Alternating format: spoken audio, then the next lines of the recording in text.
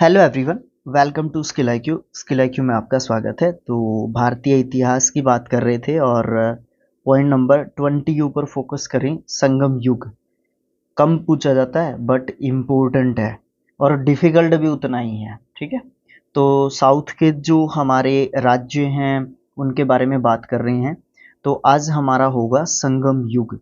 तो संगम युग में हमें कौन-कौन सी चीज़ें पढ़ने को मिलेंगी, कौन-कौन सी बातें करने को मिलेंगी, उसमें कुछ मैं आपको पॉइंट आउट कर देता हूँ, थोड़ी-सी चीज़ें। जैसे कि इसमें 3 तो जो है क्या बोलते हैं उनको वंश थे। चोल, चेर, ये सही नहीं लिखा मैंने। चोल, चेर और पांड्य। ठीक है, ये 3 तो राज्य थे।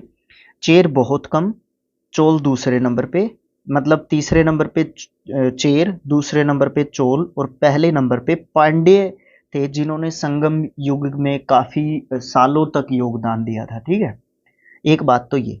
दूसरी बात, इसमें बहुत सारी रचनाएं की गई थी और ये जो साउथ में जो ये साम्राज्य चल रहा था, संगम युग जिसको कहा जाता है, अराउंड कहीं पे कितना लिखा हुआ, कहीं पे कितना लिखा हुआ। एक बुक में मैं देख रहा था 9990 लिखा हुआ था, सालों का इतिहास है। कहीं पे कितना मिलता है, कहीं पे कितना। मैंने इसको अराउंड 10,000 ईयर्स मान के चल रहा हूँ। ठीक है, अराउंड 10,000 ईयर्स यानी कि 10,000 सालों का इतिहास यहाँ पे देखने को मिलता है। फिर यहाँ पे बहुत सारे कवियों का जो है यहाँ पे बोलबाला देखने को मिलता है। एक बुक में मैं देख रहा था 8598 कवियों का यहाँ पे देखने को मिल रही थी बातें। और भी बहुत सारी ऐसी चीज़ें हैं। मतलब ये आंकड़े याद नहीं रखने हैं, बस रफली चीज़ों के दिमाग के अंदर एक इमेज बनानी है कि इससे रिलेटेड, क्योंकि हम चीज़ों को ऐसे वर्ड्स आएंगे संस्कृत के बड़े बड़े, उनको हम याद नहीं कर पाएंगे। लेकिन क्या होता है कि अगर हम उसके बारे में ध्यान से सुन लें एक बार, तो सुनने के बाद हमें क्या हो सकता है, वो नाम कहीं न कहीं हम रिलेट कर पाते हैं, अपनी मेमोरी में रख पाते हैं। तो चीज़ों को इस तरीके से किया जाना चाहिए, मैं ये सोचता हूँ। बाकी आप क्या सोचते हैं मुझे कमेंट बॉक्स में बता देंगे। और अगर आप ये कहेंगे कि संगम युग को 5 मिनट में कर लेंगे, 59 सेकंड की शॉर्ट में कर लेंगे, भाई ये मेरे लिए तो पॉसिबल है नहीं। आपके लिए अगर होगा तो मैं उसके बारे में कुछ नहीं कह सकता। ठीक है, हम जो है बुक को point to point, line to line जो है एक्सप्लेन करने की कोशिश करते हैं। जितना भी हमसे बन पा रहा है हम लोग करने की कोशिश कर रहे हैं। आपको अच्छा लगता है तो आप तो देख सकते हैं, नहीं अच्छा लगता तो आप छोड़ के जा सकते हैं। इसमें कोई बाध्य नहीं है। ठीक है, ना मैंने आपसे कुछ इसका लिया है। ठीक है, तो मैं ये चाहता हूँ कि थोड़ा सा मेरी भी एक्सप्लेनेशन सुधरे, मुझे भी चीज़ों का पता चले, आपको भी चीज़ों का पता चले। शायद हो सकता है कई स्टूडेंट्स को मेरी बात समझ में आए, कईयों को नहीं आएगी। ज़रूरी नहीं है कि मैं सबको समझा सकता हूँ, लेकिन किसी किसी को तो समझ में आ ही सकती है ना चीज़ें। तो देखें आप किस तरीके से हम इसको करते हैं। अगर पसंद आती है चीज़ें तो आप चैनल को सब्सक्राइब कर दिया करो, शेयर कर दिया करो, ताकि मुझे एक एनकरेजमेंट मिले इससे रिलेटेड, कि मैं और भी अपनी जो पूरा जो मन है ना उससे काम कर सकूं। अभी भी मन से ही करता हूं, बट क्या होता है कि टाइम निकालना पड़ता है। ठीक है, तो चलिए देखते हैं। बातें बहुत होगी, आज का जो चैप्टर है वो भी, मतलब जो टॉपिक है ना वो भी काफी लंबा जाने वाला है। चलिए स्टार्ट करते हैं संगम युग को। ऐतिहासिक युग के प्रारंभ में दक्षिण भारत का क्रमबद्ध इतिहास हमें जिस साहित्य से प्राप्त होता है, उस साहित्य को हम संगम साहित्य कहते हैं। संगम का मतलब क्या होता है? परिषद या फिर गोष्ठी, जिसमें तमिल कवि या फिर विद्वान शामिल होते थे। प्रत्येक तमिल कवि या फिर लेखक अपनी रचनाओं को संगम के समक्ष प्रस्तुत करता था। यहाँ पे ध्यान दें क्या लिखा हुआ है, संगम के समक्ष प्रस्तुत करता था, तथा इसकी स्वीकृति प्राप्त हो जाने के बाद ही किसी भी रचना का प्रकाशन करवाना संभव हो पाता था। अगर वो संगम यानी कि वो गोष्ठी यानी कि वो परिषद यानी कि क्या था, इन शॉर्ट एक सभा होती थी, एक गोष्ठी होती थी, एक परिषद होती थी कुछ कवियों की। कौन से कवियों की? तमिल कवियों की या विद्वानों की। ठीक है, वो एक सभा सी होती थी और वो बैठती थी, वो डिसाइड करती थी। कोई भी कवि या फिर लेखक अपनी रचना उनके सामने सुनाता था, अपनी कृति उनके सामने सुनाता था। जब वो बेंच, ठीक है, या वो जो बेंच था जितने भी कवि लेखकों का था, वो जो है अगर अपना अप्रूवल देता था तो उसके ऊपर मोहर लग जाती थी, उसको प्रकाशित किया जाता था, अन्यथा उसको प्रकाशित नहीं किया जाता था। यहाँ तक इतनी बात का ध्यान रखें। सेकंड पॉइंट की तरफ फोकस करें। परंपरा के अनुसार जो भी परंपरा चली हुई थी, प्राचीन समय में पांड्य राजाओं, मैंने कहा था ना चेर, चोल और पांड्य आपको यहाँ पे देखने को मिलेगा। पांड्य राजाओं के संरक्षण में कुल 3 संगम आयोजित हुए थे। इनमें संकलित साहित्य को ही संगम साहित्य की संज्ञा प्रदान की गई थी। मतलब पांड्य राजाओं के टाइम पे 3 गोष्ठियां या परिषद, या फिर आप एक तरीके से कह लें 3 बैठक हुई थी भाई, ठीक है। 3 बैठक हुई थी, 3 मीटिंग्स हुई थी, जैसे गोलमेज सम्मेलन हुए थे ना 3, उसी तरीके से 3 संगम हुई थी। और इन्हीं संगमों में जो भी साहित्य इकट्ठा किया गया था उसको क्या किया गया था, उसको संगम साहित्य कहा गया था, ठीक है। संगम साहित्य का संग्रह लगभग 300 ईसा पूर्व से 300 ईस्वी तक, ये ईसा पूर्व है बीसी, और ये जो है क्या है, ये ईस्वी है, ठीक है। तो इसमें 300 ईसा पूर्व से 300 ईस्वी तक, ये देख लो आप कितने साल हो गए। यहाँ तक जो है तमिल जो है इनके द्वारा विविध सामाजिक पृष्ठभूमि में किया गया था। तो ये जो है यहाँ से यहाँ तक का संगम साहित्य इन लोगों ने इकट्ठा किया था, तमिल कवियों या फिर लेखकों ने। नेक्स्ट तरफ जो है मूव करते हैं। जो भी हमारे पास अवेलेबल संगम साहित्य था उसका विभाजन फिर 3 तरीकों से कर दिया गया। पहला, पत्थु पातु। देखो यहाँ से शुरू हो जाती है कहानी, जो वर्ड्स डिफिकल्टी है ना वर्ड्स की, वो पत्थु पातु, इत्थु तोकई, पादेन, किल्क, किल्क, किल्कवंकु, ठीक है। ये 3 नाम दिए गए थे संगम साहित्य को, और इन 3 भागों में बांट दिया गया था उस पूरे साहित्य को, संगम साहित्य को, ठीक है। अब यहाँ पे देखें, एक व्यक्ति थे तिरुवल्लुवर, तिरुवल्लुवर ये व्यक्ति थे, ये एक लेखक थे, ठीक है। इन्होंने एक रचना की थी कुराल, ठीक है। यहाँ पे ध्यान रखने योग्य चीजें हैं, मैं पूरा फोकस करूंगा अपना कि मैं अपनी बात आपको समझा सकूं। तिरुवल्लुवर एक पर्सन थे या कवि थे, इनकी रचना थी कुराल। ये तमिल साहित्य का एक आधारभूत ग्रंथ बताया जाता है। इसके विषय में त्रिवर्ग, आचार शास्त्र, राजनीति, आर्थिक जीवन या फिर प्रणय से, आर्थिक जीवन और प्रणय एक ही बात है, आचार शास्त्र और राजनीति, इन 3 चीजों से, इन 3 वर्गों से इसका रिलेशन बताया जाता है, ठीक है। ये तमिल साहित्य का एक आधारभूत ग्रंथ था जिसका नाम कुराल था। इसको तिरुवल्लुवर नाम के तमिल कवि या लेखक ने लिखा था। समझ में आ रही है चीजें? आगे देखें। तमिल किंवदंतियों के अनुसार, किंवदंतियां कही गई बातें, तमिल किंवदंतियों के अनुसार प्राचीन दक्षिण भारत में 3 संगमों का आयोजन किया गया था, जिन संगमों को क्या कहते थे, मुचंगम, मुचंगम, ठीक है। मुचंगम, ये 3 संगम थे। प्रमुख संगम प्रथम संगम था, मध्य संगम दूसरा संगम था, अंतिम संगम तीसरे संगम को कहा गया था। इतिहासकार तीसरे संगम को ही संगम काल कहते हैं। इतिहासकार कौन से संगम को जो है संगम काल को संगम इतिहासकार जो है तीसरे संगम काल को संगम काल कहते हैं। इतिहासकार कौन से काल को संगम काल कहते हैं? तो तीसरे को संगम काल कहते हैं, और पहले दोनों को क्या कहते हैं? पौराणिक संगम काल हैं पहले दोनों। अब तीनों संगम कालों के बारे में थोड़ी सी जानकारी प्राप्त कर लेना बहुत ज्यादा जरूरी है। पहला संगम 4440 में हुआ था, वर्ष पहले हुआ था, मतलब 4440 वर्ष पहले हुआ था। ये कौन से स्थान पर हुआ था? मदुरा, जो कि पांड्यों की राजधानी थी। आगे पढ़ेंगे हम चीजें, टेंशन मत ले, पढ़ेंगे इनके बारे में। मदुरा, ये मदुरा में हुआ था। किसकी अध्यक्षता में हुआ था? एक अगस्त्य मुनि के बारे में सुना होगा आपने, इस व्यक्ति के बारे में जरूर सुना होगा आपने, ठीक है। अगस्त्य मुनि की अध्यक्षता में हुआ था, और इनकी ये कुछ रचनाएं थी, ठीक है। ज्यादा टेंशन लेने की जरूरत नहीं, ज्यादा गहराई में नहीं जाना है, बस इतना ही ध्यान रखना है। मदुरा में पहला संगम हुआ था अगस्त्य मुनि के अध्यक्षता में। दूसरा संगम 3700 साल पहले हुआ था, ये याद नहीं रखना है, ये वाली और ये वाली चीज ध्यान रखनी है, याद भी नहीं करनी है, पढ़नी है, जस्ट सुन लो बस। अभी दूसरा कपाटपुरम में हुआ था। कपाटपुरम में दूसरे संगम में भी अध्यक्षता कौन कर रहे थे? अगस्त्य मुनि कर रहे थे। तीसरा संगम 1850 वर्ष पूर्व हुआ था, वो भी मदुरा में हुआ था और उसके जो है संगमकर्ता कौन थे? नक्कियार थे। ठीक है, नक्कियार थे। ठीक है, ये भी एक कवि थे नक्कियार, नक्कीरर, सॉरी नक्कियार नहीं नक्कीरर। ठीक है, तो ये जो है इनके 3 संगम थे।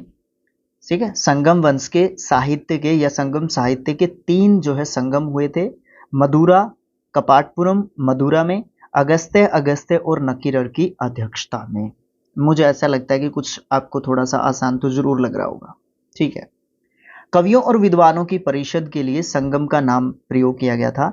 सबसे पहले 7वीं सदी के प्रारंभ में, शुरुआत में शैव संत नाययार, नायनार और तिरुना तिरुनाबुक रशु अप्पार ने सबसे पहले किया था, नाम यूज किया था संगम। ठीक है, 7वीं शताब्दी में शैव संत थे एक, जिनका नाम क्या था?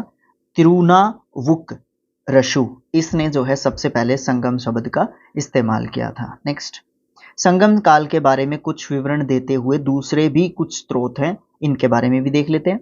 अशोक, सम्राट अशोक के अभिलेखों में चोल, पांड्य और चेर के बारे में बताया है कि साउथ में ये साम्राज्य होते थे, इनके बारे में कुछ जानकारी मिलती है। मेगास्थनीज, बिल्कुल वही मेगास्थनीज, स्ट्राम्बो, पिलनी और टोमली जैसे यूनानी लेखकों ने भी पश्चिम और दक्षिण भारत के वाणिज्यिक व्यापार संपर्कों के बारे में कुछ बताया है अपनी रचनाओं में। ठीक है, मेगास्थनीज ने इंडिका में बताया। जैसे इस तरीके से कलिंग के खारवेल के हाथी गुम्फा शिलालेख में भी तमिल राज्यों का उल्लेख हमें मिलता है। 8वीं शताब्दी में क्या हुआ था?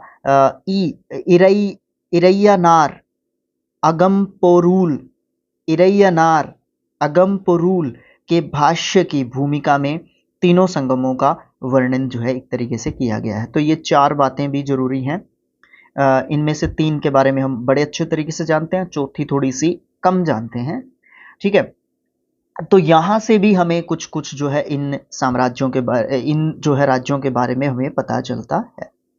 इलांगो, ठीक है, ये एक व्यक्ति थे इलांगो। ठीक है, इन्होंने क्या किया था, इनके बारे में पढ़ते हैं थोड़ा सा। इन्होंने एक बुक लिखी थी, शिल्पापादिकारम। शिल्पापादिकारम ये संगम साहित्य से संबंधित बुक है। ठीक है, शिल्पापादिकारम ये संगम साहित्य का एक तरीके से आप ये कह सकते हैं कि महाकाव्य है उस समय का। ठीक है, और इलांगो ने लिखा था इसको।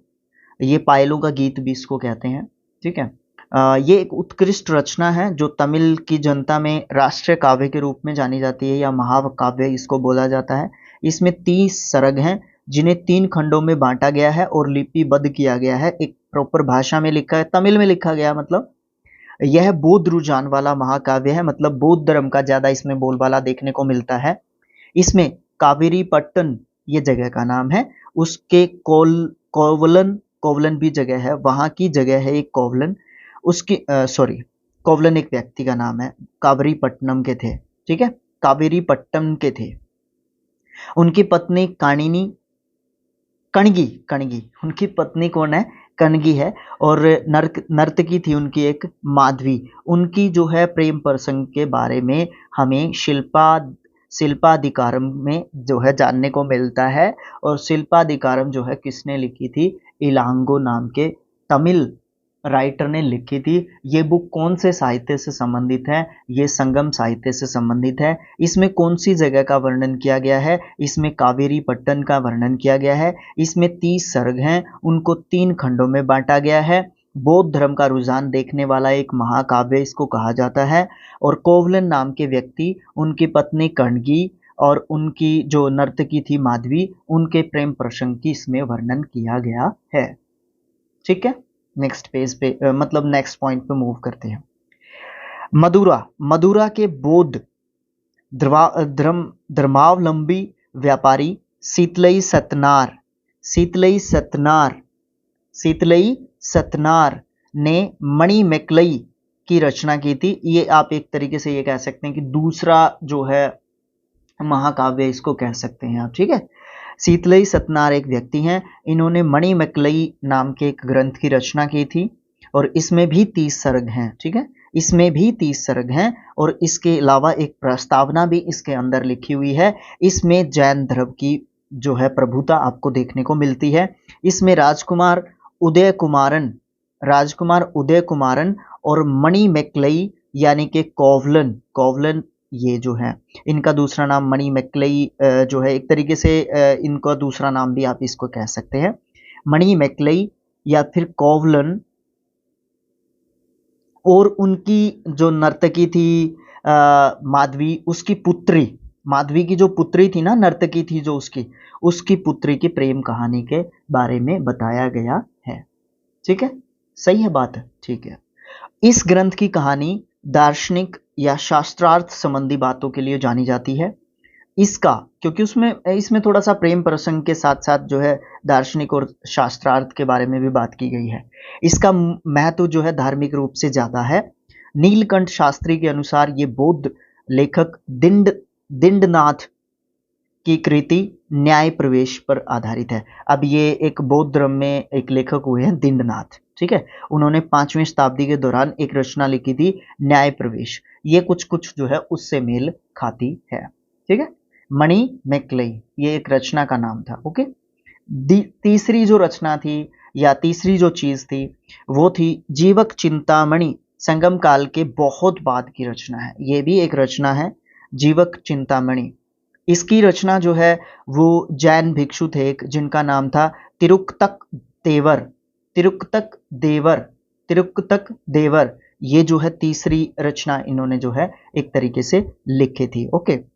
बताया जाता है कि तिरुक्तक देवर पहले चोल राजकुमार थे, उसके बाद जो है ये जैन भिक्षु बन गए थे। उसके बाद एक इंपॉर्टेंट रचना आती है, इससे बहुत ज्यादा इंपॉर्टेंट रचना है तोल्कापियम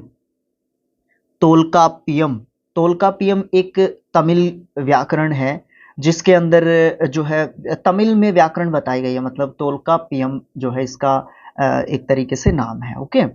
और 5वीं सदी के बाद जो है बहुत सी प्रसिद्ध तमिल रचनाएं जिनमें नैतिक और दार्शनिक उद्देश्यों से जिनको लिखा गया था, इसमें तिरुवल्लुवर की तिरुकुरल सबसे ज्यादा प्रसिद्ध इसमें जो है एक तरीके से जो है रचनाएं आप इसको कह सकते हैं, ठीक है। यहाँ पे मुझे ऐसा लगता है कि आपको थोड़ा सा समझ में कम आया होगा। दोबारा से इस पॉइंट को एक्सप्लेन करने की कोशिश करते हैं। तोल्कापियम एक तमिल व्याकरण है, यह बात जरूर से आपको समझ में आई होगी। और तिरुवल्लुवर की एक रचना आई थी तिरुकुरल या कुरल एक तरीके से कहें आप, ये जो है उस समय की सबसे प्रसिद्ध पुस्तक है, लेकिन ये इससे भी प्रसिद्ध पुस्तक है तोल्कापियम, और तोल्कापियर नाम के व्यक्ति ने ये लिखी थी और ये एक तमिल व्याकरण है। रामकथा यानी कि रामायण, रामकथा मतलब रामायण, रामकथा को रामायण से रिलेट किया हमने। रामकथा के बहुत सारे तमिल संस्करण उस समय पे जो है प्रकाशित या परिभाषित एक तरीके से किए गए थे, और जिनमें सबसे प्रसिद्ध जो है कंबन की थी, जिसका नाम कंबन नाम के व्यक्ति ने लिखी थी तमिल में, ठीक है। रामायण कह लो, रामकथा कह लो, लिखी थी तमिल में, ठीक है। तमिल का ये संस्करण सबसे फेमस था कंबन नाम के व्यक्ति का या लेखक का, इरामावतारम, ठीक है। इरामावतारम नाम जो है इसका था। ये इरामावतारम जो है किससे संबंधित है? रामायण से संबंधित है। किसने लिखी थी? कंबन ने लिखी थी, ठीक है। नेक्स्ट, संगम साहित्य के काव्य को 2 भागों में बांटा गया है, अक्कम और पुरम। संगम साहित्य के काव्य को कितने भागों में बांटा गया? 2। एक तो नाम है अक्कम, दूसरा नाम है पुरम। अक्कम जो है इनका मूल उद्देश्य या इनका मूल विषय क्या था? प्रेम प्रसंग। और दूसरा जो है पुरम था, पुरम में जो है कौन सा मूल विषय रहता था? युद्ध। यानी कि जो संगम साहित्य वो 2 ही प्रसंगों के ऊपर लिखा गया है, एक तो प्रेम प्रसंग के ऊपर, दूसरा युद्ध प्रसंग के ऊपर। संगम साहित्य में हमें तमिल प्रदेश जैसे कि 3 राज्य जहां अभी शुरू हो जाएगी, यहाँ पे इन राज्यों की कहानी, इन राज्यों के बारे में बारी बारी हम थोड़ा थोड़ा जानेंगे, ठीक है। वैसे तो कितना ही जान लो वो कम होता है, लेकिन थोड़ा थोड़ा एग्जाम पॉइंट ऑफ व्यू के हिसाब से, ताकि हमारे दिमाग में एक विजन क्लियर हो जाए कि किस तरीके से चीजें चल रही थी उस समय पर, ओके। तो 3 प्रदेश मैंने आपको बताए, चोल, चेर और पांड्य। इनके बारे में हमें पता चलता है संगम साहित्य से। उत्तर पूर्व में चोल था, दक्षिण पश्चिम में चेर था और दक्षिण पूर्व में पांड्य राज्य था। संगम युग के राज्यों में सबसे शक्तिशाली राज्य चोलों का था, लेकिन सबसे लंबा चलने वाला राज्य किसका था? पांड्यों का था। ये थोड़ा सा मैं आगे की बात बता रहा हूँ आपको। जो चोलों का जो राज्य था ये पेन्नार और दक्षिणी वेल्लारू नदियों के बीच में स्थित था, या आप ये कहें कि कृष्णा और एक कृष्णा के पास नदी है, मेरे दिमाग से निकल गया, इन दोनों नदियों के आसपास ये राज्य आपको देखने को मिलता था। इसका सबसे प्रतापी राजा कौन सा था? करिकाल था। अब एक बात बताओ, ये पूछ लिया जाए कि करिकाल राजा का वंश कौन सा था या किस वंश से संबंधित थे? करिकाल संगम वंश से संबंधित थे, पांडे वंश से संबंधित थे, ठीक है। तो इस तरीके की चीजें हमें पता होनी चाहिए। अब ये वीडियो आप देख लेंगे या यहाँ से इस बुक को, इस पोर्शन को आप पढ़ लेंगे, संगम के बारे में आप जान लेंगे, संगम साहित्य के बारे में आप जान लेंगे, संगम युग के बारे में जान लेंगे। तो जरूरी नहीं है कि सारी चीजें आपके दिमाग में होनी चाहिए, बट एक इमेज आपके दिमाग में जरूर होनी चाहिए उससे रिलेटेड। ओके, चलिए देखते हैं, करिकाल के बारे में थोड़ा सा जान लेते हैं। करिकाल एक ब्राह्मण अनुयायी था और इसने ब्राह्मण धर्म को राजकीय संरक्षण दिया था। पतिनपलई या पालई में करिकाल के जीवन और सैन्य अधिग्रहण को बताया गया है, ये जगह का नाम है। संगम साहित्य के विभिन्न कविताओं में वेणी युद्ध मतलब वाणी युद्ध। अब मैं थोड़ा सा, आप ये हंसेंगे ये बात सुन के, ठीक है। गाली गलौज करना आज की लैंग्वेज में, उस समय की लैंग्वेज के बारे में ज्यादा कुछ नहीं कह सकता, आज की लैंग्वेज में गालियों के द्वारा लड़ना, वो वेणी युद्ध होता है, जिसमें करिकाल ने पांड्य और चेर सहित 11 राजाओं को पराजित किया था। उसने पुहार या कावेरीपत्तनम शहर की स्थापना की थी उसके बाद, और अपनी राजधानी उरैयूर से कावेरीपत्तनम बनाई थी। उरैयूर से कावेरीपत्तनम राजधानी किसने स्थानांतरित की थी और ये किस राज्य की राजधानी होती थी? ये रिलेट करना है आपने चीजों को। इसने कावेरी नदी के मुहाने पर बांध बनवाया और सिंचाई के लिए नहरों का निर्माण करवाया।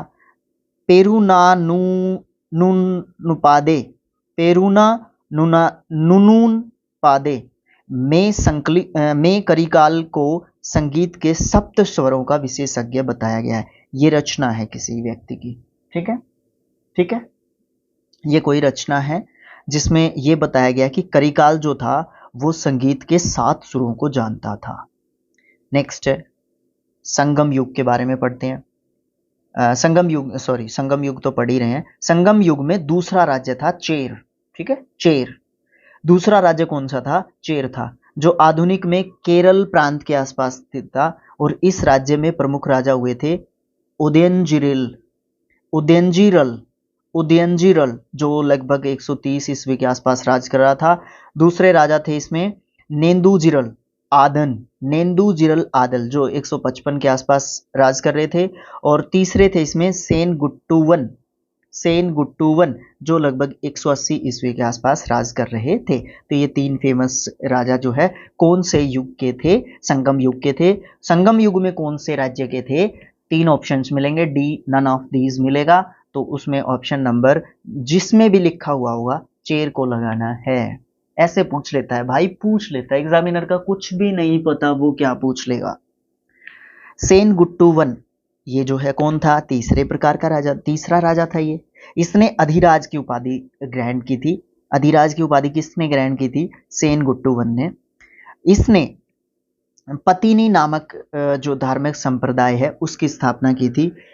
स्थापना तो नहीं की थी एक्चुअली, उसको है ना सम्मान दिलाया था समाज के अंदर, ठीक है। उसको जो है क्या दिलाया था? एक सम्मान दिलाया था, समाज के अंदर सम्माननीय स्थिति में उसने पहुंचाया था एक तरीके से। संगम युग का तीसरा राज्य पांड्यों का था, जो कावेरी नदी के दक्षिण में स्थित था। इसकी राजधानी मदुरा थी। मैंने कहा था ना ये राजधानी थी पांड्यों की, इसीलिए मैंने कहा था कि आगे आपको पढ़ने को मिलेगा।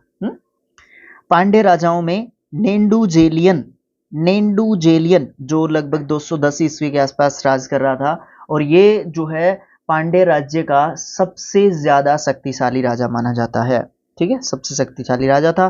पांड्यों का पहला उल्लेख मेगास्थनीज ने किया था, और उसने इस राज्य को मोतियों के लिए प्रसिद्ध बताया था कि उस समय पे ये राज्य जो है मोतियों के लिए काफी प्रसिद्ध था। ओके। इस पांड्य राज्य मतलब जो पांड्य जो राज्य था, इसका सबसे अंतिम शासक कौन था, जो ज्ञात शासक था? तो अंतिम शासक था नल्लीव नल्लीव कोडन। नल्लीव कोडन इसका क्या था? अंतिम शासक था। किसका? पांड्य शासक। ठीक है, संगम युग के पांड्य शासक जो है अंतिम कौन थे? नल्लीव कोडन। संगम युग में राज्य को मंडल कहा जाता था। राजा के जन्मदिन को पेरुनल कहा जाता था। संगम युग में मंत्रियों को अमाईचान या फिर अमाईचार कहा जाता था। दोनों ही नाम ध्यान रखने होंगे। राजधानी में एक राज्य सभा होती थी जिसको नालवई कहा जाता था। यह राजा के साथ न्याय करने का काम करता था और देश का प्रधान न्यायाधीश और सभी प्रकार के मामलों की सुनवाई की अंतिम अदालत जो है कौन होता था? राजा ही होता था, या न्यायाधीश के साथ मिलकर ये व्यक्ति जो नालवई कहलाता था वो करते थे, राजा और ये नालवई। ठीक है। उसके बाद राजा के न्यायालय को क्या कहा जाता था? राजा के न्यायालय को क्या कहा जाता था? मंडरम कहा जाता था, मंडरम। चोरी या फिर व्याभिचार के अपराध के लिए सीधा मृत्यु दंड दिया जाता था। अगर किसी ने झूठी गवाही दे दी तो उसकी जीभ को काट लिया जाता था ताकि वो दोबारा गवाही ना दे सके। भूमि कर नगद या फिर अनाज दोनों के रूप में, मतलब पैसे और नगद अनाज दोनों के रूप में दिया जा सकता था। ये उपज का 1/6 भाग होता था, किंतु कभी कभी इसको बढ़ाया भी जा सकता था। व्यापारियों को सीमा शुल्क या फिर चुंगी भी जो है देनी पड़ती थी। सेना के सेनापति को एनआरडी की उपाधि से नवाजा जाता था। सेना की अगली टुकड़ी को तुशी और पिछली टुकड़ी को कुले कहा जाता था। सेना में वेल्लाल, वेल्लाल का मतलब तमिल में किसान होता है। ठीक है, किसान या धनी कृषक जो है, धनी नहीं घनी कृषक जो है भर्ती किए जाते थे। सेना चतुरंगिणी होती थी, यानी कि 4 चीजें होती थी: घोड़ा, हाथी, रथ और पैदल सिपाही। नगाड़ा और शंख बजाकर सैनिकों को बुलाया जाता था। युद्ध भूमि में जो सैनिक वीरगति को प्राप्त हो जाते थे उनका बड़ा सम्मान सत्कार किया जाता था, और उनका सम्मान सत्कार हमें इस बात से पता चलता है कि पत्थर की मूर्ति बनवाए जाने तक की प्रथा वहां पे थी, जो कि आज भी प्रचलित है एक तरीके से। इस प्रकार की मूर्तियों को नड्डूकल या फिर विरक्कल कहते थे। विरक्कल या नड्डूकल क्या थे? ये संगम युग में जो युद्ध में जो सैनिक वीरगति को प्राप्त हो जाते थे उनके लिए पत्थर की मूर्तियां बनाई जाती थी। इन शहीदों की मूर्तियों को नड्डूकल या फिर विरक्कल कहते थे। इस तरीके से छोटे छोटे क्वेश्चंस बनते हैं।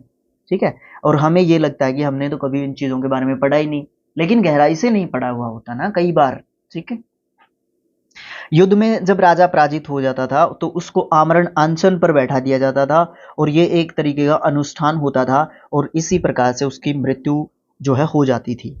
और संगम कविताओं में इस बात को कि राजा आमरण अनशन में बैठ जाएगा युद्ध में पराजित होने के बाद, उसको वटी क्रूतल कहा जाता था। वट क्रूतल कहा जाता था। वट क्रूतल क्या होता था? ये एक ऐसी प्रोसेस होती थी, एक ऐसी प्रथा थी, एक ऐसा अनुष्ठान था जो संगम युग के दौरान प्रचलित था, जिसमें युद्ध में पराजित जो राजा होता था वो आमरण अनशन पर बैठ जाता था टिल हिज डेथ।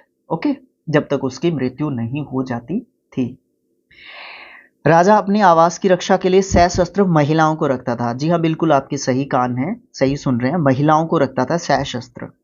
युद्ध में बंदी स्त्रियों को दासी बना के उनको मंदिरों में दीपक जलाने के लिए रखा जाता था। संगम काल में समय जानने के लिए जल घड़ी का प्रयोग किया जाता था। तमिल प्रदेश में ब्राह्मणों का उदय सबसे पहले संगम काल में हुआ था। तमिल प्रदेशों की जब हम बात करते हैं, और ये सबसे प्रतिष्ठित वर्ग होता था। इसकी हत्या सबसे बड़ा अपराध माना जाता था, और संगमकालीन जो ब्राह्मण होते थे वो मांस का भक्षण भी करते थे और सूरा शराब का सेवन भी करते थे। ब्राह्मणों के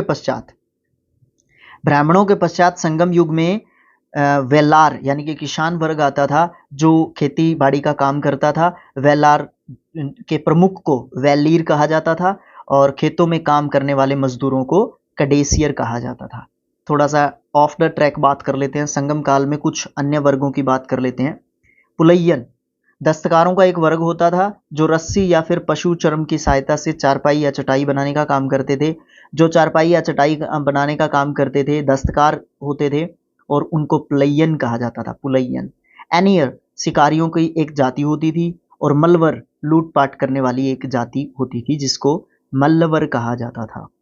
संगम साहित्य में व्यापारी वर्ग को बैनिगर कहा जाता था। वैनिगर या बैनिगर आप दोनों तरीके से ध्यान रखें, क्योंकि कई बार बै को है ना वै लिख दिया जाता है, वै को बै लिख दिया जाता है, तो नो छे नो छे नो छे ऐसे ये वाली बात हो जाती है। ओके, एक ग्रंथ की बात की थी हमने, तोलकपियम, तोल्कापियम सॉरी, तोल्कापियर ने इसको लिखा था। ओके, और इसमें जो है लिखा हुआ है, इसमें जो है संगम काल में विवाह के संस्कार के बारे में बात की हुई है। और इसमें जो है हिंदू धर्मशास्त्रों के जो है अनुसार जो 8 प्रकार के अनुष्ठानिक जो विवाह है ना, जिसमें ब्रह्म, देव, आर्ष, प्रजापात्य, असुर, गंधर्व, राक्षस और पिशाच, इन सब चीज़ों का, इन सब विवाहों का, इन सब धर्मशास्त्रों हिंदू धर्मशास्त्रों के अनुसार ही इन सब विवाहों के प्रकारों का वर्णन किया गया है तोल्कापियम में। प्रणय विवाह की मान्यता दी गई थी, जिसे पंचतिणई कहा गया है। एक पक्षीय प्रणय को कई की कणई और अनुचित प्रणय को पेरुदिनई कहा गया है। ये कुछ खास पॉइंट नहीं है, इसको आप काट सकते हो। संगम काल में चावल सबसे खाद्यान्न की जो प्रमुख फसल है ना, वो चावल थी, और इसको दूध में मिला के रखते थे, और उसको कहे दूध में मिला के जब चावल को खाते थे वो सेवन करते थे इसका, क्योंकि खाद्य फसल क्या थी उनकी, चावल, तो उसको क्या कहते थे, सांबर। लेकिन अगर मैं अपने पर्सनल एक्सपीरियंस से बताऊं, हम चेन्नई खेलने गए थे, वहां पे सांबर जो है किसको बोलते हैं, दाल को बोलते हैं। हर आइटम के साथ सांबर मतलब हर फूड आइटम के साथ आप सांबर को वहां पे जुड़ते हुए देखेंगे, और इतना ही वेटेज जो है चावल का भी रहता है। और इतने मतलब संस्कारी लोग हैं, मैं मतलब बहुत ज़्यादा इम्प्रेस हुआ था वहाँ पे जाके। मतलब केले के पत्ते पे आज भी, मतलब चेन्नई जैसी मेट्रोपॉलिटन सिटी में केले के पत्ते पे भोजन करना, मतलब आई एम क्वाइट इम्प्रेस्ड। नर्तक, नर्तकियों या गायकों के दल घूम घूम कर लोगों का मनोरंजन किया करते थे। संगम साहित्य में इनको क्या कहा जाता है, विडैलियर या फिर पार्नर। तमिल साहित्य में मचेलियर और ओवे ओवेयर जैसी कवियत्रियां, ये नाम है कवियत्रियों के, ठीक है, ये कवियत्रियां हुई हैं, जिससे हमें ये पता चलता है कि स्त्रियां जो है उस समय पे सुशिक्षिता होती थी। मतलब स्त्रियों की शिक्षा की अगर बात करें संगम साहित्य के दौरान, संगम काल के दौरान, संगम युग के दौरान, तो आप ये कह सकते हैं कि उस समय पे अगर कवियत्रियां होती थी, ठीक है, तो वो क्या करती थी, शिक्षित जरूर होती थी। देखो इतनी तो नहीं होती होंगी, लेकिन फिर भी शिक्षा का बोलबाला जरूर था लड़कियों के अंदर या महिलाओं के अंदर। संगम काल में कौवे को शुभ माना जाता था, जो अतिथियों के आगमन की सूचना देते थे। नाविकों को सही दिशा का कौवे बोध कराते थे। इसी कारण से सागर के अंदर जब जाते थे जहाज़ों को लेके, तो उन कौवों को भी वहाँ पे लेके जाया जाता था, ताकि एक तरीके से नेविगेशन का काम करते थे वो, मतलब दिशा निर्देशों का काम करते थे कौवे उस समय पे संगम काल के दौरान। समाधियों के स्थान पर पत्थर गाड़ने की प्रथा थी। उनको वीरगल या फिर वीर प्रस्तर कहा जाता था। उनकी पूजा भी होती थी। युद्ध में वीर गति प्राप्त सैनिकों के बारे में हम पहले पढ़ चुके हैं, ठीक है। संगम काल में चोलों की समृद्धि का मुख्य कारण उनका सुविकसित जो है वस्त्र उद्योग था। वस्त्र उद्योग किस समय पे फुल फैल रहा था, चोलों के समय पे। पांड्य राज्य में कोरकई, शालीयूर और चेर राज्य में बंदर प्रमुख बंदरगाह होता था। कोरकई मोती खोजने का प्रमुख पतन था, यानी कि बंदरगाह था। कोरोमंडल तट, अब आप जानते होंगे, अब आप मुझे कमेंट बॉक्स में लिख के बताएंगे कि इस वाले हिस्से को कोरोमंडल तट कहते हैं, या इस वाले हिस्से को कहते हैं, या इस वाले हिस्से को कहते हैं, या यहाँ वाले हिस्से, किस हिस्से को कोरोमंडल तट कहते हैं। एक हिस्से को कोरोमंडल तट कहते हैं, ठीक है। किस हिस्से को कहते हैं बताइए आप मुझे, आज भी कहते हैं, ठीक है। कोरोमंडल समुद्र तट पर आज भी नहीं, आज के हिसाब से ही लिखा हुआ है। पुडुचेरी से 3 किलोमीटर दूर अरीकमेडु चोल वंश का एक प्रमुख बंदरगाह होता था। इस बंदरगाह से रोम के साथ व्यापार किया जाता था। 1945 में एक प्रमुख घटना हुई थी। 1945 में एक्चुअली 2 बार हुई थी वही सेम घटना। कमेंट बॉक्स में लिख के बता सकते हैं मैं किस घटना की बात कर रहा हूँ। अमेरिका के साथ हुई थी। यहाँ की खुदाई से एक विशाल रोमन बस्ती का पता चला है। यहाँ पर मनकों का निर्माण का कारखाना भी हमें देखने को मिला है उस खुदाई के दौरान। पेरिप्लस, पेरिप्लस जगह का नाम है। अरीकमेडु को पोडेक कहा जाता है। अब ये अरीकमेडु कौन होता था ये भी मुझे आप बता सकते हैं, पीछे देख लीजिए, कोई बात नहीं। उन्होंने मानसूनी हवाओं के सारे बड़े बड़े जहाजों को सीधे समुद्र पार कर सकने की एक ऐसी विधि खोज निकाली थी जिससे व्यापारिक जो दुविधाएं हैं वो सुविधाओं में बदल गई थी। तमिल देश का प्राचीन देवता मुरुगन था। अरे भाई ये तो बात अभी याद आई, ये तो मैंने इंट्रोडक्शन में बतानी चाहिए थी। मुरुगन जो है संगम युग के दौरान जो देवता था ये था। जैसे जैसे समय बीतता गया उसका नाम सुब्रमण्यम हो गया। और स्कंद कार्तिकेय के साथ उसका जो है तदात्म्य मतलब उसका जो है रिलेशन बताया गया या स्थापित कर दिया गया। हिंदू धर्म में स्कंद कार्तिकेय जो है वो शिव पार्वती के पुत्र हैं, ठीक है, गणेश के भाई। स्कंद का एक नाम कुमार भी है और तमिल भाषा में मुरुगन का मतलब यही होता है कुमार। मुरुगन का प्रतीक क्या था? मुर्गा, ये इंपॉर्टेंट चीज है। मुर्गा जो है उसका प्रतीक होता था और उसके साथ या उसके विषय में ये बात बोली जाती थी कि उसको है ना पर्वत पर क्रीड़ा करना बहुत ज्यादा पसंद था। उसका अस्त्र क्या था? बर्छा।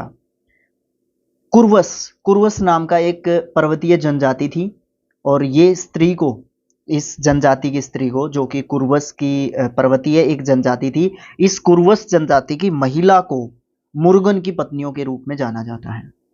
वर्ण का सामाजिक वर्गीकरण संगम कवियों को पता था।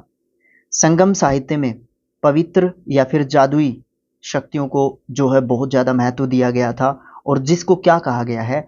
अनकु, अनकु कहा गया है। अंधविश्वास कह लो आप इसको या फिर आप इसको जादुई शक्तियां कह लो। अनकु संगम साहित्य में कहा गया है अंधविश्वास को एक तरीके से, ठीक है। तो ये था हमारा संगम साहित्य। इसको आप कैसे देखते हैं, आपको कैसा लगा, मुझे कमेंट बॉक्स में कमेंट करके जरूर बताएं। और जो 20वां पार्ट होगा ना वो किससे रिलेटेड होगा? गुप्त साम्राज्य से रिलेटेड होगा, गुप्ता डायनेस्टी, इसके बारे में आपने जरूर सुना होगा। लेकिन ये जो आज का टॉपिक था ना, मोस्ट इंपॉर्टेंट तो नहीं कहूंगा लेकिन एक ऐसा टॉपिक है जिसके बारे में यूट्यूब पे वीडियोस भी कम मिलेंगे। मिलेंगे तो शॉर्ट वीडियोस मिलेंगे, शॉर्ट मतलब छोटे टाइप के वीडियो मिलेंगे, ठीक है, जिसमें सिर्फ पॉइंट आउट कर दिया। लेकिन हमारी बुक में जो चीज दे रखी है उससे रिलेटेड हमने कुछ स्टोरीज बना के या नामों को कुछ इस तरीके से करने की कोशिश की है कि कुछ ना कुछ ऑप्शंस के द्वारा हम निकालने की कोशिश करें और अपना जो है कुछ ना कुछ एग्जाम में कुछ 2-3% देने की कोशिश करें, ठीक है। तो आपको ये प्रयास कैसा लगा कमेंट बॉक्स में कमेंट करके मुझे जरूर से बताएं और वीडियो को शेयर कर दें। फेसबुक पे पेज को फॉलो कर लें, मेरे पेज को भी, राजवीर सिंह को भी फॉलो करें और स्किल IQ एजुकेशन को भी फॉलो करें। यूट्यूब पे सब्सक्राइब करें, ठीक है। जहां पे भी आप देख रहे हैं वहां पे आप शेयर कर दें, कोई दिक्कत नहीं होनी चाहिए इस बात में। तो thanks for watching, thank you so much.